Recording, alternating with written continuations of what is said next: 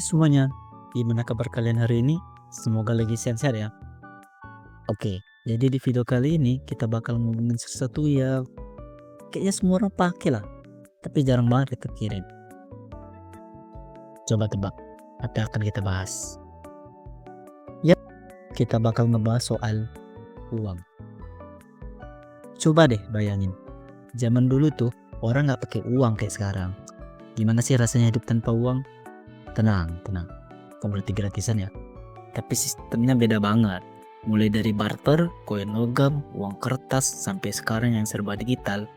Uang tuh udah punya sejarah yang panjang banget. Loh, emang kenapa sih penting tahu perjalanan uang? Nih ya, selain buat nambah wawasan, biar nggak cuma scroll TikTok terus. Ternyata uang juga nyimpen banyak cerita seru yang ngubah cara kita hidup.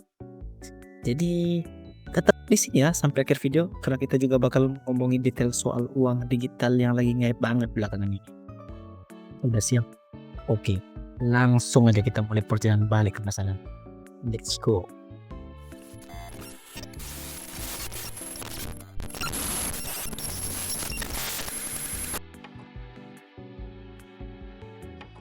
Jadi, sebelum uang itu ada, manusia zaman dulu pakai sistem barter. Yap, sistem barter. Misalnya nih, kamu punya ayam, tapi butuh beras. Nah, barter tuh sama yang punya beras. Bilang kan, tukeran yuk, ayam gua buat beras lo. Awalnya sistem ini kelihatan simpel, tapi kalau dipikir ribet juga jadinya. Soalnya kan nggak semua orang punya kebutuhan yang cocok. Contohnya, kalau kita cuma punya ayam, tapi yang punya beras nggak butuh ayam gimana? Ya barter gagal lah. Dari situ, akhirnya manusia nyari sesuatu yang bisa jadi alat tukar universal. Lahirlah yang namanya uang barang. Nah, uang barang ini macam-macam bentuknya, tergantung daerah juga. Ada yang pakai kulit kerang, garam, teh, bahkan logam mulia seperti emas dan perak. Misalnya nih di Afrika, dulu kulit kerang dipakai sebagai uang. Kenapa? Soalnya kulit kerang itu langka dan cantik. Sedangkan di beberapa tempat lain, garam jadi pilihan. Jadi kebayang kan betapa berharga sejumput garam di zaman itu. Tapi masalahnya uang barang juga punya kekurangan. Seperti kulit kerang gampang pecah, garam gampang larut, terus logam itu ya berat. Kebayang kan bawa sekantong emas cuma buat beli 1 ekor kambing, ribet kan? Nah, setelah uang barang dirasa ribet, manusia kira ketemu solusi baru, yaitu uang logam. Uang logam ini mulai dipakai sekitar 600 tahun sebelum Masehi. Kalian tahu nggak siapa yang pertama kali bikin? Yap, jawabannya adalah bangsa Lydia di wilayah yang sekarang dikenal sebagai Turki. Uang logam terbuat dari emas dan perak, praktis, kecil, dan pastinya lebih tahan lama dibanding kulit kerang ataupun garam. Tapi ada satu masalah nih, gak semua orang punya emas dan perak kan? Makanya uang logam juga cuma dipakai sama orang kaya di zamannya. Lanjut nih, seiring perkembangan zaman, muncul inovasi baru lagi, yaitu uang kertas. Percaya nggak percaya, uang kertas itu pertama kali dipakai di Cina pada abad ke-7, tepatnya di zaman dinasti Tang. Mereka bikin uang kertas karena emas dan perak tadi berat buat di mana-mana. Awal ceritanya tuh gini, pedagang di Cina pakai surat kredit sebagai bukti bahwa mereka punya emas atau logam mulia yang disimpan di tempat lain. Nah, lama-lama surat ini dijadiin alat tukar. Praktis lah tuh. Uang kertas ini akhirnya menyebar ke seluruh dunia lewat perdagangan. Di Eropa, uang kertas baru populer sekitar abad ke-17. Bank-bank mulai mencetak uang kertas sebagai janji bahwa kertas ini bisa ditukar dengan emas. Makanya dulu disebut uang janji atau banknote. Singkatnya, uang logam dan uang kertas bikin hidup kita jadi lebih praktis. Tapi ceritanya nggak berhenti sampai situ. Karena di zaman sekarang, uang mulai berubah. Bukan cuma kertas, tapi jadi uang digital.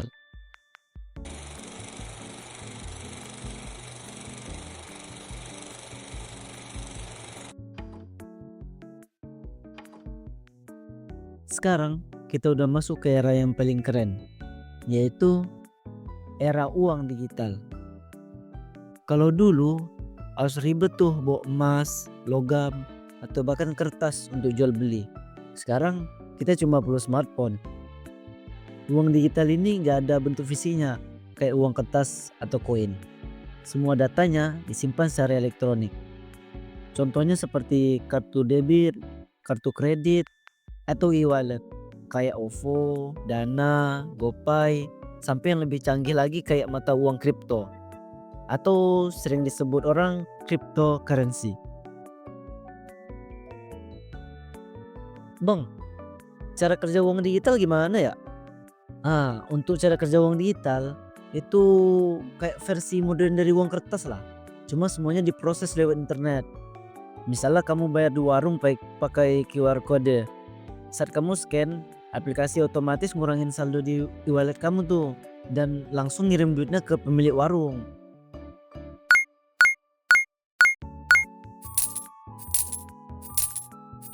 Tapi tunggu dulu, nggak cuma e-wallet aja yang bikin uang digital ini menarik. Ada yang namanya cryptocurrency. Pernah dengar Bitcoin? Nah, itu salah satu jenis mata uang kripto yang paling populer. Bedanya kalau e-wallet masih diatur sama bank atau perusahaan. Tapi kalau cryptocurrency itu tipenya desentralisasi atau biasa disebut nggak ada pihak yang ngatur lah. Transaksi cryptocurrency juga nggak ada perantara kayak bank. Jadi semua transaksi dicatat di teknologi yang disebut blockchain.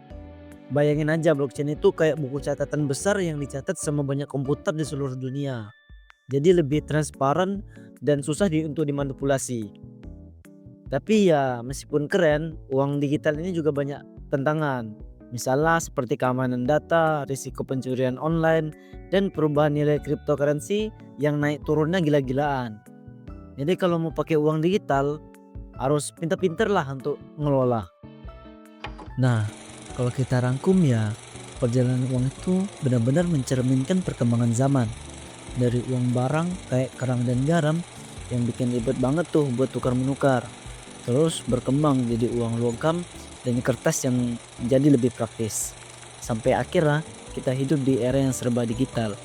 Sekarang cukup pakai ponsel dan transaksi bisa selesai dalam hitungan detik. Tapi ya perjalanan uang ini belum selesai. Kalau sekarang aja kita udah pakai uang digital dan cryptocurrency, coba bayangin nggak tuh 10 atau 20 tahun lagi bisa saja uang digital makin canggih. Mungkin nanti transaksi cuma butuh pemindah wajah, sidik jari, atau bahkan cuma pikiran kita aja. Ya teknologi itu memang berkembang lebih cepat dari yang kita kira lah. Selain itu ada konsep menarik tentang uang di dunia virtual. Kayak di metaverse nih. Di sana kamu bisa beli barang, tanah, atau bahkan pakaian digital pakai mata uang khusus. Ini bukan cuma buat gaming aja ya, tapi udah mulai jadi bagian dari dunia bisnis. Tapi di balik semua kecanggihannya, uang digital juga punya dampak sosial yang nggak bisa kita abaikan. Coba pikirkan deh, dengan semuanya jadi digital, apa kabar sama orang-orang yang nggak punya akses internet atau gadget? Mereka bisa makin ketinggalan zaman kan? Selain itu, ada juga ancaman kayak keamanan data pribadi. Kalau datanya bocor atau kena hack, uang kita bisa hilang tuh dalam sekejap. Makanya, meskipun teknologi ini keren banget, kita tetap harus hati-hati dan bijak dalam menggunakannya.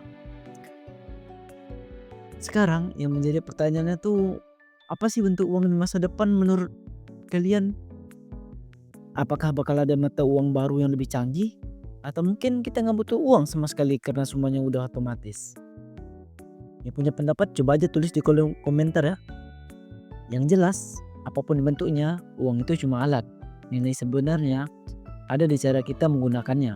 Jangan sampai uang mengendalikan hidup kita, tapi sebaliknya, kita yang harus jadi tuan atas uang, bukan budaknya. Semoga video ini bisa bikin kalian paham lebih banyak tentang perjalanan uang dan gimana teknologi mengubah cara kita hidup.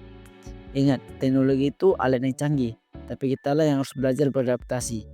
Jadi teruslah belajar, tetap bijak, dan jangan lupa bahagia. Kalau kalian suka video ini, jangan lupa buat like, share, dan subscribe ya.